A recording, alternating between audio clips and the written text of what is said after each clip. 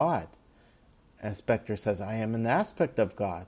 To which Father Kramer replies, as am I, as is this boy. And part of you is human, capable of feeling human feeling, of compassion. If you gave back the victim his life, then the young lives would not be forfeit. They might yet become something. And Spectre claims that that's not what he does. He doesn't mend lives, he punishes evil. To which Father Kramer replies, but what could you do if your heart was opened? What wonders could you perform? What glories accomplish, Jim? And so we go back to the Ramirez household as Eduardo is prepared to enter the heavens, when all of a sudden, like Santa Claus, Jim Corrigan appears in his home. And Eduardo says, who are you? What are you doing in my living room? And Corrigan says, I come bearing a gift, Eduardo, a Christmas gift. And he extends his hand, and he opens it, and in his palm is this little gleaming silver heart. And Corrigan says, this is your life, Eduardo Ramirez. It's given back to you. And we see Eduardo shed tears of joy as he yells at everyone to wake up and come outside. It's Christmas. Back at the church, the Spectre appears in front of Father Kramer and Jose, and he says, it's done. Eduardo Ramirez will live. I found the years to give him. And Father Kramer says, and Juan and the others? Spectre says, I've looked into the boy's eyes, and his repentance is true. As for the three that incited him, they'll need homes. Homes, perhaps, where they'll grow up differently this time. And the Spectre has de-aged Jose's three friends to the point where they're infants. And Father Kramer smiles and says, what an appropriate gift for the day. Juan and I will make sure they get good homes. So the idea is that instead of growing up to become criminals, these infants will grow up to become, hopefully, good men and leaders of society. As the Spectre goes to leave, Father Kramer says, Jim, wait. Won't you let me get you something for Christmas? Isn't there something you need that I can give you? And we see Jim Corrigan in the final panel, who actually affords himself a bit of a smile and says, I got more tonight than you could ever guess. Merry Christmas, pal. Okay, I spent a lot longer on that synopsis than I was planning, but it's just such a beautiful story, and folks, my words aren't doing it enough justice. You really have to read it. In terms of the art, brilliant art by Mr. Ridgway, brilliant art by the entire creative team, and that this feels like a regular issue of The Spectre. There's nothing different about the way The Spectre is depicted. He still looks scary as anything, ominous. The color palette remains the same, panel layouts. This just reads like, a normal issue number 26 would read.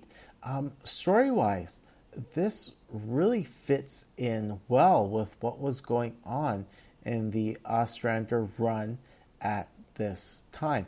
I mean, first off, that opening act where we get the whole callback to the fight between the Spectre Asmodeus in World War II, tying in that Silver Age history from those initial showcase issues. Mr. Ostrander did such a brilliant job of taking everything which came before in the Spectre's history and putting it all together into one really tight continuity. I mean, normally in a Christmas-themed issue, you wouldn't have such important world and continuity building like you see in the first few pages of this issue. Thinking about how Mr. Ostrander took elements from previous ages of Spectre comics. The scene where Spectre casts his essence across New York City to get into the minds of all the people.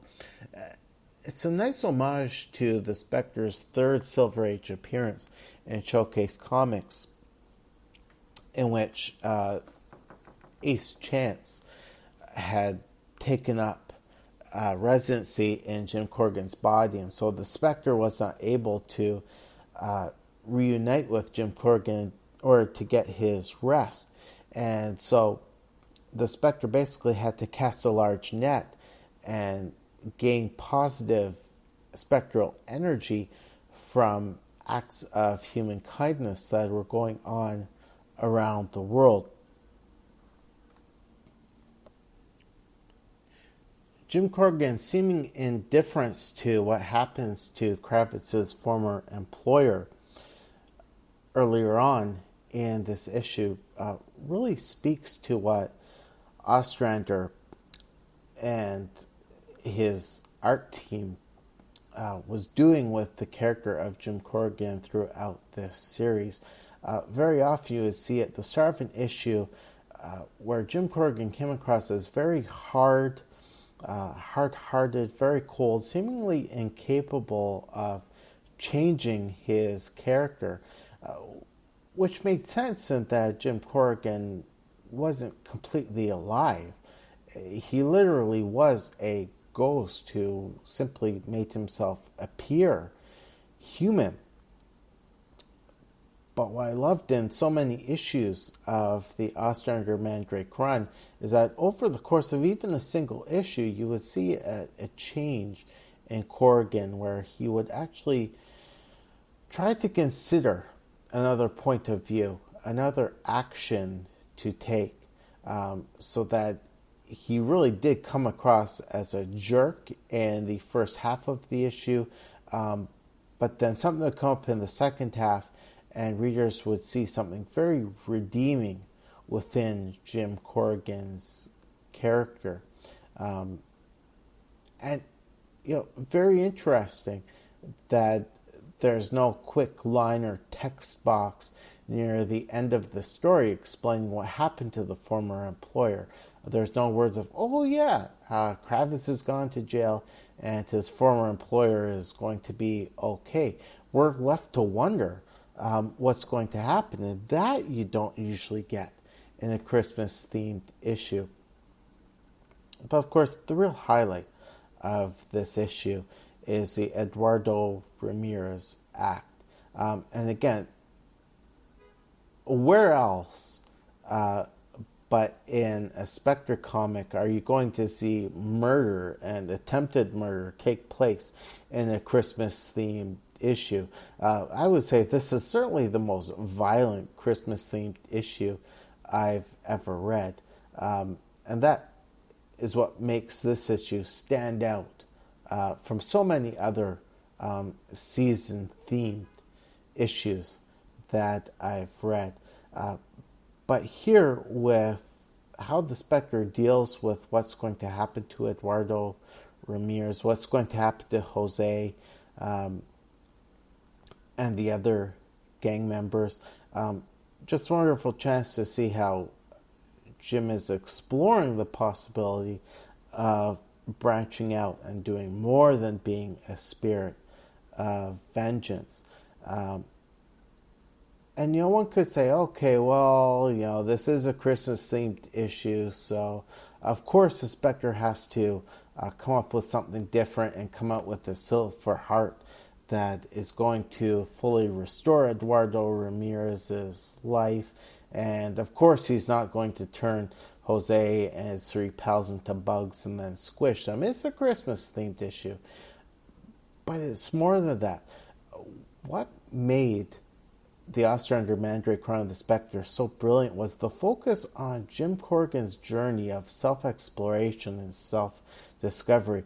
During that initial 12-issue arc, Jim Corrigan finally remembered, with the help of Amir Baderman, that he wasn't turned into the Spectre just to confront and punish evil. He was also turned into the Spectre so that he could comprehend evil, and so that he could realize and come to terms with the darkness within his own soul, so that he could take those steps towards conceivably resolving the darkness within him, and one day earning that eternal rest which he craved so dearly from his earliest days in More Fun Comics by Siegel and Bailey.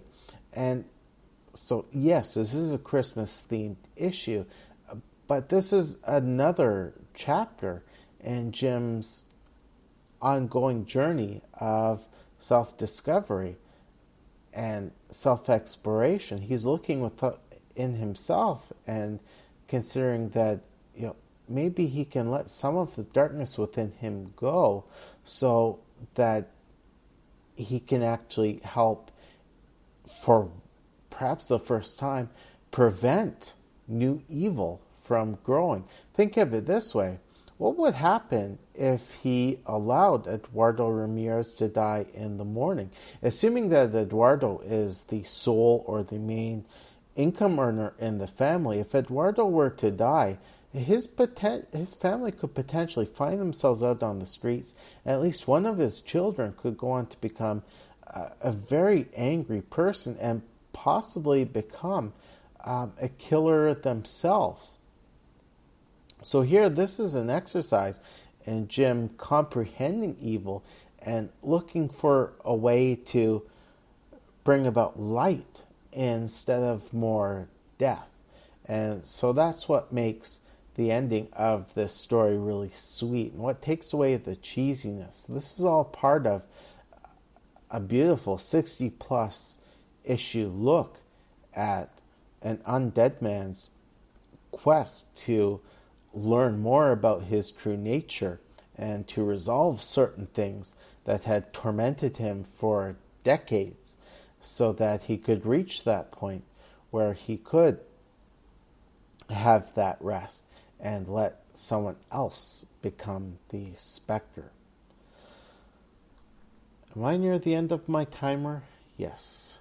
Yes, I am, folks. But I would certainly be happy to talk more about this issue of The Spectre in a postscript type episode. I haven't done one of those in ages. But in order to do that, I need to get some feedback from you, my friends and faithful listeners. If you enjoyed this particular episode, this particular episode review, and if you would like to share your ideas about issue 26 of the John Ostrander run on the Spectre, please feel free to email me at comicsandhistory@gmail.com, or head on over to Facebook, like the Facebook page, and you can leave some feedback there. I'm really hoping, folks, that I can get out some more new episodes in the new year, hopefully in January sometime. I thank you in advance for being so patient with me as my recording schedule is reduced. My little girl is at the point where if she sees me on my phone, she just takes it away from me. Same for any other electronic device. So I have to look for those times where she's on an outing with my wife, or having an overnight stay at her grandmother's. And I'm sure that she's been keeping me quite busy during her initial weeks of school, and that she'll continue to do so in the new year. I, again, want to wish all of you a very Merry Christmas and best of the holiday season. Best of luck for 2020. I hope everything that your heart's desire come your way in the new year, and I look forward to chatting with you here or on other forums in the weeks and months to come. Until next episode of Comics and History, this class is dismissed.